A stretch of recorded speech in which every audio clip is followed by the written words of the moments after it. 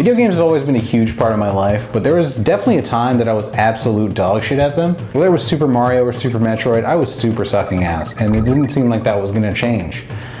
Even if I, on the off chance, made it past like Bowser's first castle, I would immediately die in the next level and I would just lose interest in playing anymore. I'd just go play Mario Kart or GoldenEye or something else that did not require me to actually progress. The point of the game was just to play the game again. I just couldn't play these games. I didn't have the skills required to succeed at these things.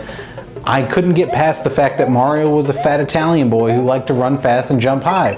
I just wanted to help him follow his dreams. Little did I know he wanted to go get laid, and I was holding him back from that, and I felt bad, so I stopped playing. Sure, Metroid was cool, but there was no story there. It's just a beautiful world and atmosphere and subtlety.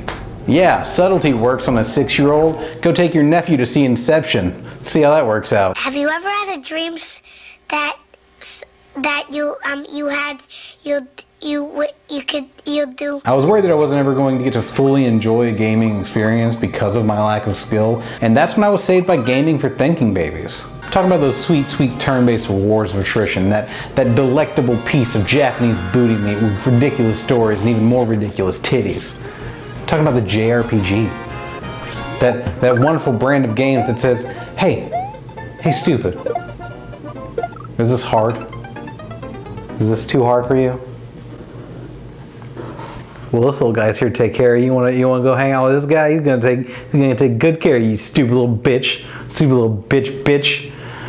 They're much more polite about it than that, but still. Oh, I'm sorry, is there a hurdle in this game? You can't beat this big tough guy over here?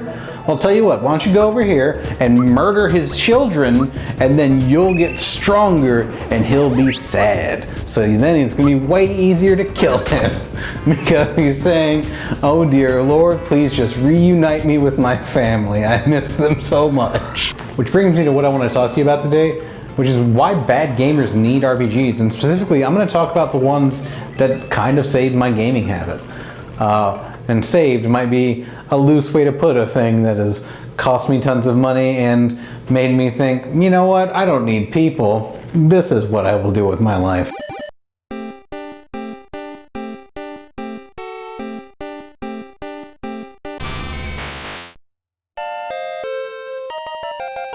Leveling up is a big one to me, mainly because I think my sole purpose as a gamer is to get better at these games and beat them and feel like I've actually done something. And leveling up was the easiest way my 6-year-old brain could understand that I had actually made progress and I was making headway. Platformers offered me little to no sense of progression. Oh, you beat this world? Would you like to go to the next world that is largely similar to the one you were just in? With RPGs, you get that sense of progression constantly, whether it's leveling up, learning new moves, getting new items. I don't know if there's a feeling that has ever come close for me as the first time I evolved a Charmeleon into a Charizard. Orgasms are great, but I don't know. The joy in a 6-year-old's heart might beat me coming alone in my bathroom.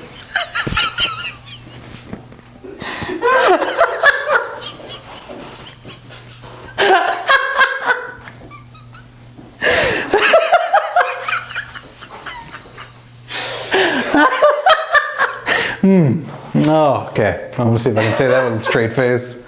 Leveling up was always its own reward for me. Like just getting strong enough to walk through the game and one-shot any dumb motherfucker who's stupid enough to step in my way. Bitch, please, I'm about to murder your family. I didn't sacrifice Squirtle's cute little ass for Blastoise because I thought my team needed a lunch lady and a back brace. No. I did it for that sweet Pokedex data so my daddy would stop being so mad at me. Hey, remember that time I gave you a really expensive piece of equipment and you were like, oh yeah, I'll go catch a lot of these Pokemon, and you only caught like 6 and just raised them and really wasted the stuff I gave you, you little shithead? Super Mario RPG. Leveling up every time, you get to decide where your stat boosts go. Just an extra little bonus for you. And if you're smart, maybe you assign classes and people do what they're good at and you build a team around each other's strengths and cover each other's weaknesses. Ugh, good ideas and strategies. Personally, what I did. I want everybody to be able to do everything. It's not how you play the game, guys. It actually holds you back. Learn from me, kids. What was the reason? What was the reason? What was the reason? reason? I just explained the reason. What was the reason, bitch? Super Mario is one of the most recognizable faces in the gaming world. That is video games. That is the symbol of video games. They see that fat Italian bastard and they understand what's going on. You go right, you kill all the monsters, and you get yourself a little slice of that peach pie at the end. That's all you know about these people. You have no idea who the fuck they are. Bowser's just some asshole dinosaur who keeps stealing your lady, which I don't understand at all. Unless it's gotta be like, it's not for food because he would have killed her already, so it's got to be like some weird sexual thing. I mean, that would be kind of a more, I don't know, it would be kind of a more interesting aspect. Maybe Peach and Bowser and Mario are all just involved in some like weird throuple situation, and every game is just you going back to his place to pick her up. Maybe all the animals you're killing is just like the societal notion that dinosaurs shouldn't fuck people or whatever. Are all those fucking kids in all like the dinosaur, the little ones? Whose babies are those? How long is Peach in Bowser's castle each time? Is it 9 months? Well, I don't know. Probably doesn't take 9 months to gestate a dinosaur baby. Or does it? It doesn't make sense, but it's gonna be in my browser history later, so don't judge. Don't judge. But in Super Mario RPG, all that changes. You get to actually learn about these people. Sure, Princess Peach does get captured again. Of course, it's gonna happen. That's pretty much all the bitch does. But halfway through the game, she's like, look, I am so tired of this. I'm gonna get my frying pan out and I'm gonna go smack a motherfucker in his face with it. I don't wanna rely on the Italians anymore. Bowser gets to show through as just some proud king who wants to take care of his people. Every time you run into any of his minions out in the world in the game, and they're like, oh man, Bowser, oh fuck, I'm so sorry, but it hurt when he kicked my ass, and it hurt when he kicked my ass, and it hurt when he kicked my ass. I get my ass kicked all the time, and then you weren't around anymore. And they took our house, so now I live with the monsters. He's like, dude, I completely understand. You're so small. Don't worry. Daddy's got it. I'm gonna take this weird mustachioed fuck, and he's on my team now. I run shit. He's an egomaniac. It's fine. And then we're gonna be good. We're gonna be Gucci. We're gonna get back to work, and we're gonna keep stealing this lady. And Peach is like, bitch, please stop telling people that. It hurts my feelings. That doesn't happen, but it's subtext. You gotta look. You gotta look to see it. RPGs give you an actual chance to care about the members of your party, and that's because you have other members of your party and you get to actually watch them go through things. Sure, they're integral to your experience and your progress, but they're also amazing to learn about. Malo, the first hour of the game, is just this whiny, teary-eyed little bitch cloud boy who thinks he's a tadpole, and somehow his fat, round, fluffy body had not tipped him off that he wasn't like the frogs. Dumb bastard. But still, he's a sweet boy, and by the time the game's over, he learns he's the fucking Cloud Prince. Spoiler alert, but the game came out 20 years ago. Grow the fuck up. Play video games. I don't know how those two correlate, but I figure it out. You can go your own way. Pokemon is, at least in my opinion, one of the best introductions into playing your own way, especially when we talk about it in an RPG context. Because let's see, you got 150 Pokemon to choose from, 15 different types. You have various stats, various movesets, and various builds that you can make of teams that can allow you to tackle any situation and also play any way you want to play. You want to build Ash's team from the Pokemon anime?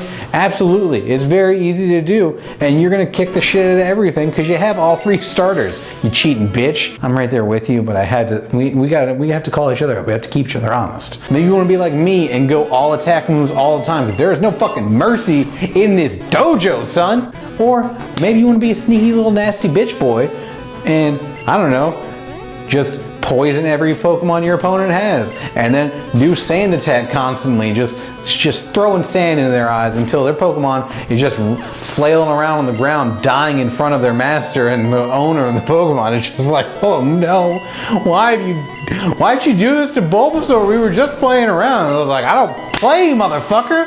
That's what you don't get about me, cool trainer Lisa, you dumb bitch. The game is wonderful because it just builds on the established concepts. As long as you understand the rules of the game, what the stats mean, what the type advantages are, you're not going to have any trouble.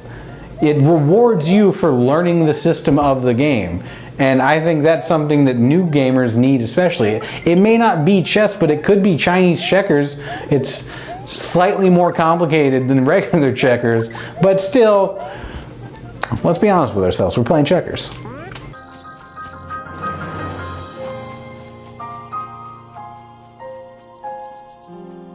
For me as a gamer, a sense of exploration was not something I was acquainted with until I started playing RPGs. I'm aware that the platformers had their own little secrets hidden, like in Donkey Kong Country, the secret little nooks and crannies you could always find with extra lives or cool little mini games. Yeah, shit's dope and all, but I'm not about to risk one of the 3 lives I have left trying to blind leap off a cliff, hoping that a barrel's gonna be down there to catch me. That's insane behavior. But in RPGs, you're rewarded for exploring. RPGs have a full world of things that you can find just if you take the time to look, and there's no punishment for looking. In Super Mario RPG, you get to meet up with Toadofsky and compose the next banger. Got a little tadpole brothers over here making some shit happen. Again, what is with the tadpoles in this game? I don't know. They didn't really make an appearance in any of their Mario. In Pokemon, if you explore the Seafoam Islands, the Power Plant, and Victory Road, you get to meet up with those weird triplets who started that exercise-based gang that everybody was joining in 2016. My mom joined it. I was worried about her there for a second. Plus, while you're doing all this, you're still leveling up. The game is incentivizing you to explore because not only are you going to meet new people, develop a deeper understanding of this world the game developers have built for you, you also get to get stronger the entire time. You're going to get great items, you're going to beat more enemies, and you're going to be, by the time you get to the end of the game, probably somewhat over leveled, which is great, especially if you want to try and one-shot a Dragonite, because those big dopey-eyed fucks are tough as shit. I love them, and man, are they the cutest little bastards, but also, why are they so strong? He looks so soft. Why is he such a murder monster? What I'm trying to say is, there's just more to experience in these worlds, and less punishment for trying to explore them. Every time you experience a new thing in an RPG, it builds the world a little more, or it benefits you directly. So there's really every incentive in the actual and game world to try and do everything you can get your hands on. RPGs allow you to have that time for yourself and actually get immersed in a long, story-driven game where you can grow your understanding of how to play games in general, as well as deepen your understanding of what the art form of games could actually bring to your life. And I think that's incredibly valuable. Thanks guys, that was my video. I really appreciate you taking the time to watch it. This is something that I've been wanting to do for a long time, so the fact that you watched it means the world to me. If you liked it, feel free to like, share, and subscribe. I don't want to be that motherfucker who says those words, but you know, I guess I'm that motherfucker now. But yeah, I'm gonna try and make more content like this, and if you have any suggestions about stuff you'd like to see me talk about, let me know. All right, have a good one. Take it easy.